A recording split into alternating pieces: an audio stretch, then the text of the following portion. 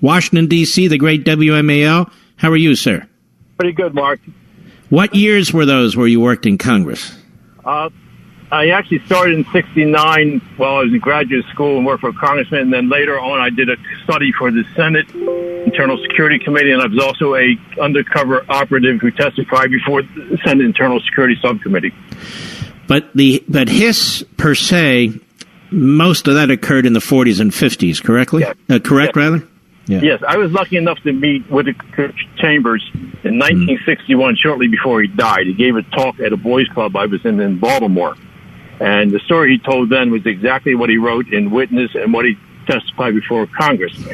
But the follow-up would be is that I also met the man, Isaac Don Levin, a Pulitzer Prize-winning writer, who took HIS to see A.A. Burrow in the White House early in the 40s. And Burrow was the man who was going to take the information up to FDR to tell him that there's something suspicious about HIS and that Chambers was the man who could identify him. The question is, what happened to that information? Did it get called by Lachlan Curry as... Here's the thing.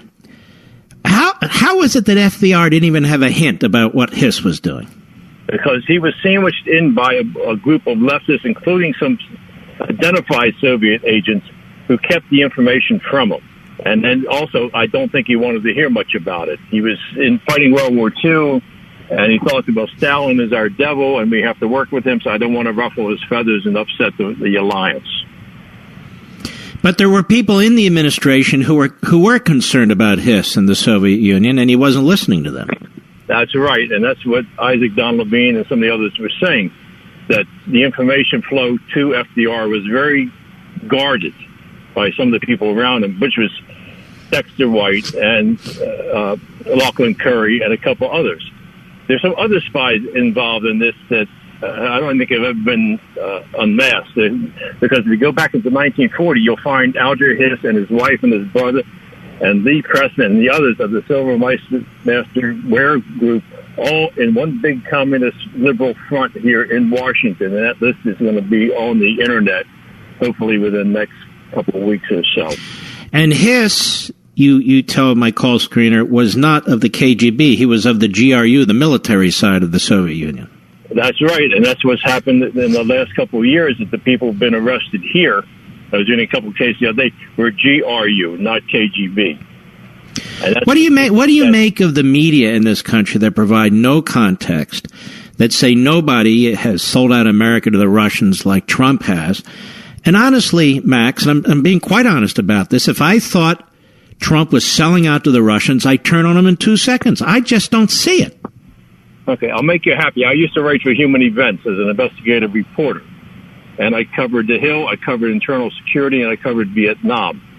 So I learned from very good writers on how to look for information. And Alan Riskin used to say... Alan Riskin was an old friend of mine. Yes, he said, you write it concise, write it clear, and always document everything you write. And those are the 3 lines. That was my total journalism school education. And I tried to adhere to it because of Alan and all the other great people who were around. All right, but back to my question about Trump. I don't see any of this in Trump, do you? No.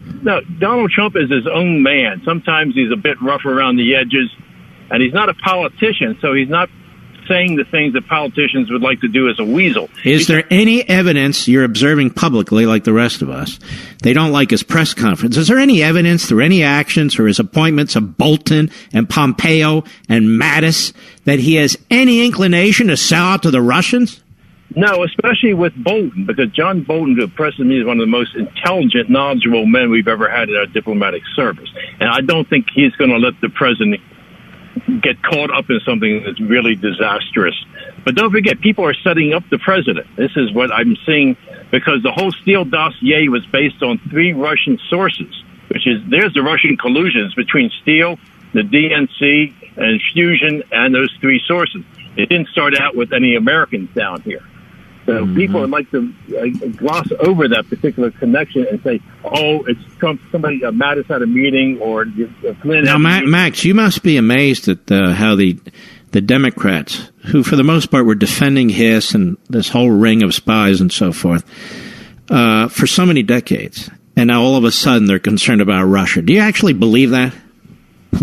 Not at all. I want to refer you to a document that's on the internet that has not been given a lot of publicity. That Paul Kangler did his Russian archives piece. But in 1970, J. Edgar Hoover wrote a report on Soviet targeting of members of the U.S. Congress and their staffs. It's on a site called KeyWiki, KEYWIKI.org, under Edward Kennedy's section. And the whole text of that document, listing all the members of Congress who were targeted by the KGB, are there. And Ted Kennedy's name is right up there. All right, Max. Well, I want to thank you. I bet you'd be fascinating to have dinner with. You take care of yourself, and thank you. How about that? Oh, I know, I could take the show in another direction. I will at some point. But context and history is a very, very important thing. And if I don't discuss it with people who are knowledgeable about it, it won't be discussed. When you think about all the media outlets there on cable, on network, on satellite, on the internet, and so forth, and how little of this is actually discussed, it's incredible to me. And so you have young people listening to Trump and Russia, and he's tied up with Russia, and the spies in Russia. Wait a minute. Not only is that false, but the very party that's attacking this president has its fingerprints and DNA, historically, all over Russia. As they do segregation, as they do slavery. It's important to understand our history. I don't care how many monuments they tear down, how many books they burn. Ed, Memphis, Tennessee, Sirius Satellite, go